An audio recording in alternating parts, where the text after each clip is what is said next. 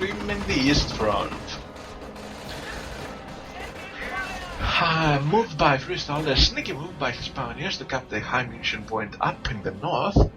The northeast is actually proving to be quite successful since they decapped it. I'm not sure if they're going to cap it though, since 2 riflemen squad moved there. I'm kind of concerned about the American player right now, since the more you allow the Ver player to tech to get veterancy or even tier 4, the more difficult it's going to be for you to come back. And the American player doesn't seem to be investing in anything else. Now the modern DMH, although he does have a weapon support center, most probably he's going to get some snipers out of there, probably thinking that he has to deal with veterancy at some point. And you know, a sniper is not affected by veterancy. 1 shot, 1 kill, no matter if you're level 1 veteran, 2 or even 3. So maybe he has that in the back of his mind. Another failed attempt by the Wehrmacht there to reclaim the east may prove deadly for his sniper that is getting chased by the M8, but the M8 meets Mr. Pack. However, the sniper is down, and I think this M8 paid for itself, and it's gonna go back into American territory, choosing the most safe way to do so, away from the arc of fire of the Pack that hopelessly tries to catch up with it, but it won't happen. The M8 is safe behind the cover of the house in the east, and I'm not sure why at the east. I don't know. Maybe Freestyler should try another vector of attack against the American position. He has these 2 MGs that does not utilize at all, and then they are vulnerable to an excuse me. They are vulnerable to an M8, but DrHorse doesn't make a move for them. I feel like the West is completely neglected by both players, and I don't know why. Well, Pack and Panzerschrecks are up for the Wehrmacht player, so I don't think this M8 will be of any more threat to him.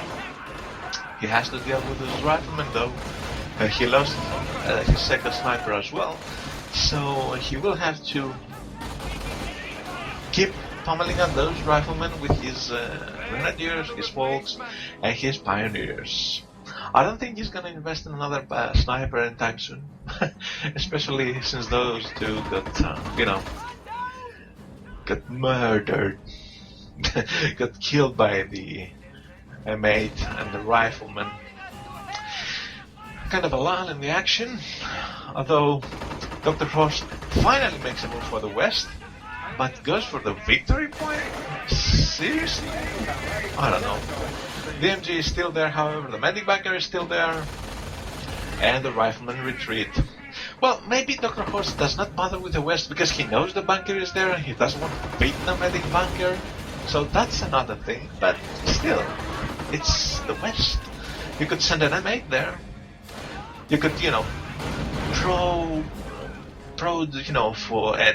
for a Pack, you could take you could take a shot or 2 and still get out of there safely. But artillery strike on the cutoff point in the east doesn't seem to hit anyone as well. DrHorse not so lucky with his artillery strikes.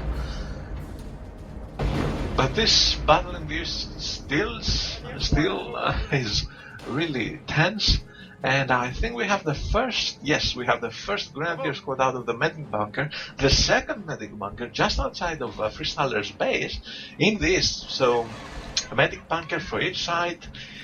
This game is not going good for Horse, trust me when I say that. Let's see, I don't see veterancy being upgraded though, so that may be a good thing.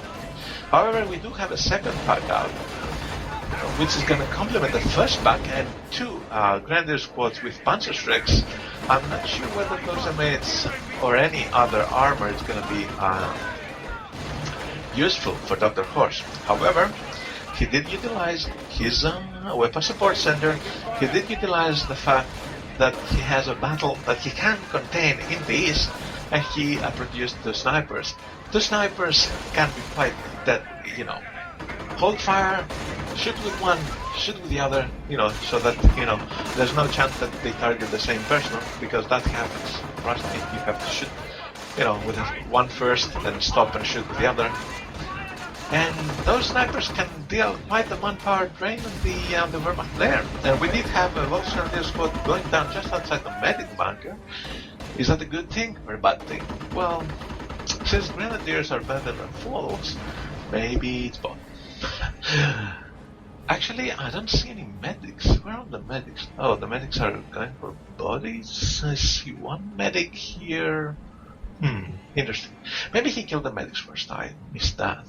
Still no more veterancy for the Wehrmacht player. However, he has 325 fuel. That's... you gotta spend it somehow, man. However, you are constrained by the manpower. And manpower seems to be in the low ranges for the Wehrmacht player, since he has to continually reinforce his squads that are trying to retake this east portion of the map. Two M8s in the middle, getting repaired? No, not getting repaired yet. Sniper still around, rifleman trying to do what exactly? I don't know. Artillery strikes, we haven't seen any more after those two that kind of failed. And still no move for those MGs in the west. I'm not sure why. Maybe DrHorse is kind of afraid of packs, and rightfully so. But we do have 105mm Howitzer opening fire in the east. Can you imagine that?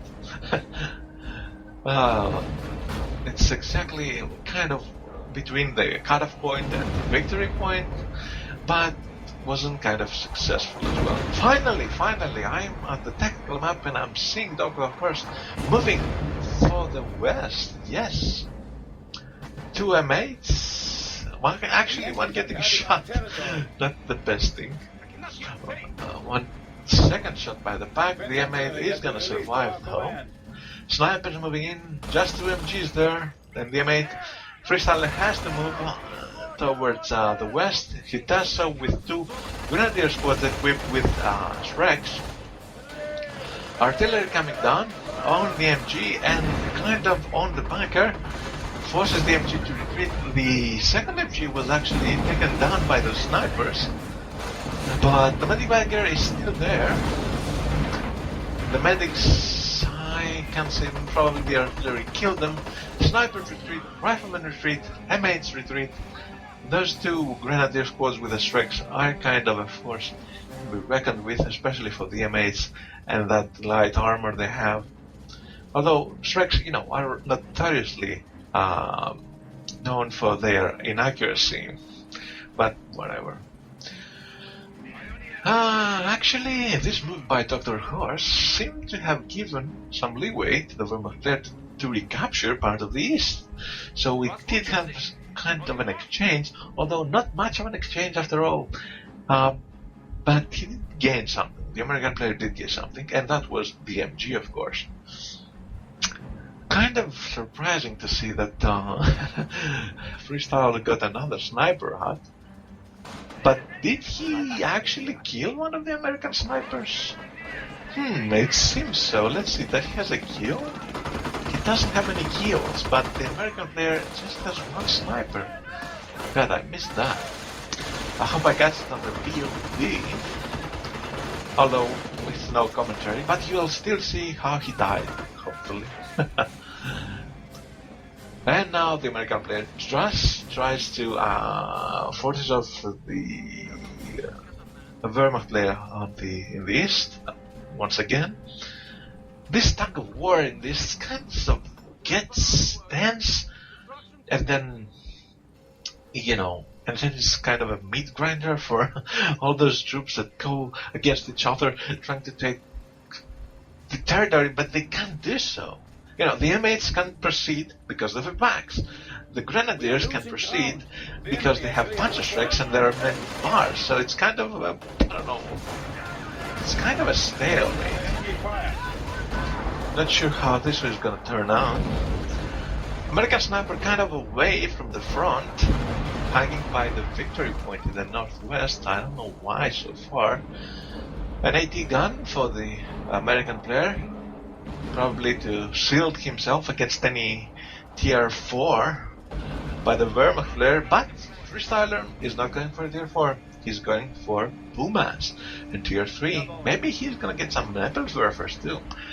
Although I doubt their effectiveness, although well, 3 rifleman squad, the sniper, maybe the M8, I'm not sure.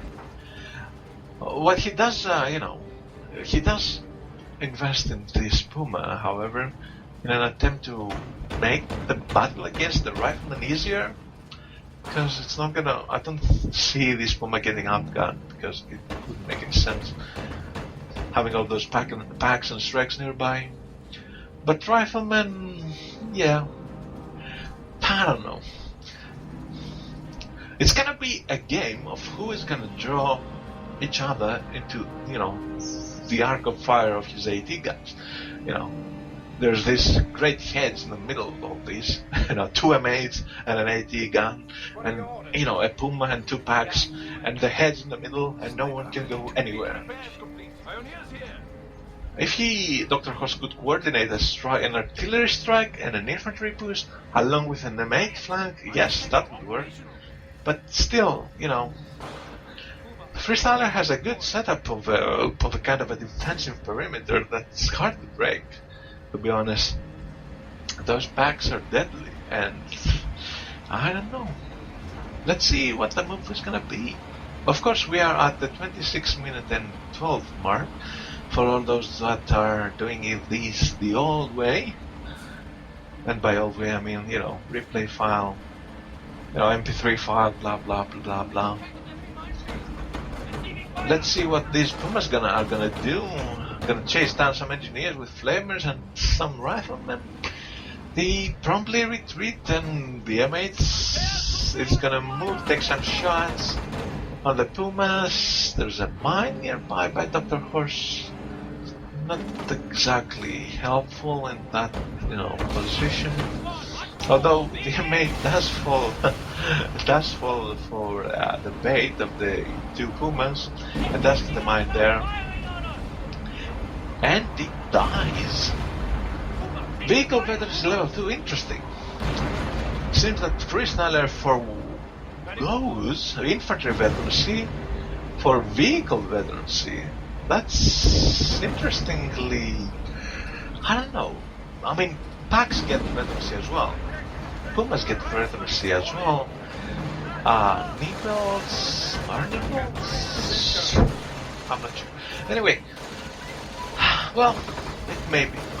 Well, if he is expecting that tier 4, you know, by DrHorse, yes, vehicle veterancy is gonna be good, but DrHorse hasn't shown any sign that he's gonna invest in servants.